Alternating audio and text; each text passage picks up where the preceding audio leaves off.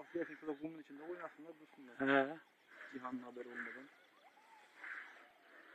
Niye gel haber olmadan? Cihan bırakır mı sanıyorsun sen? Bak film çekiyorum. Film Facebook'a yayınlanacak. Cihan duyacak ha.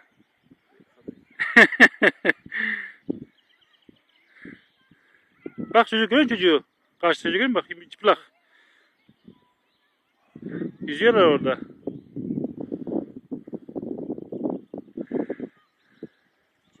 Dur. Gideceğim. Bu manzara hakikaten bak güzelmiş ya. Ben buraya ilk defa geliyorum böyle.